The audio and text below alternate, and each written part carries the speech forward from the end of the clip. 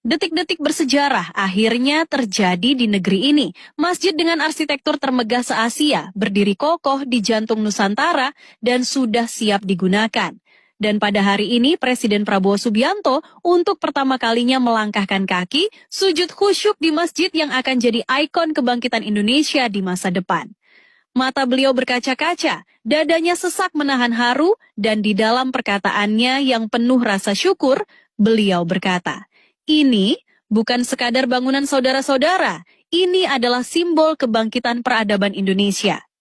Pada momen itu, Presiden Prabowo Subianto saat pertama kali menapaki karpet merah yang membentang di Masjid Megah itu, langkah beliau terlihat hati-hati, penuh khidmat. Mata beliau menyapu sekeliling, mengagumi setiap detail arsitektur yang luar biasa. Berdasarkan sumber yang dekat dengan kepresidenan, saat azan berkumandang untuk pertama kalinya di masjid tersebut, Presiden Prabowo terlihat meneteskan air mata. Beliau yang jarang menunjukkan emosi di depan publik, kali ini tak bisa menahan haru. Mungkin dalam benaknya terlintas perjalanan panjang pembangunan IKN yang penuh tantangan. Mungkin beliau teringat janji kepada rakyat untuk membangun Indonesia yang lebih maju dan bermartabat. Setelah sholat, Presiden Prabowo dilaporkan sempat duduk beberapa menit di mihrab, menatap kubah besar yang dihiasi motif bintang-bintang geometris khas Islamic art. Beliau kemudian berbisik kepada ajudan yang mendampingi, "Ini adalah bukti bahwa Indonesia mampu. Kita tidak kalah dengan negara manapun di dunia." Kata-kata sederhana namun penuh makna. Sebab ini bukan lagi tentang politik atau kekuasaan, ini tentang kebanggaan nasional. Tentang mimpi Indonesia yang menjadi kenyataan. Dengan anggaran mencapai 935 miliar rupiah, masjid ini dirancang oleh tim arsitek terbaik Indonesia yang berkolaborasi dengan konsultan internasional.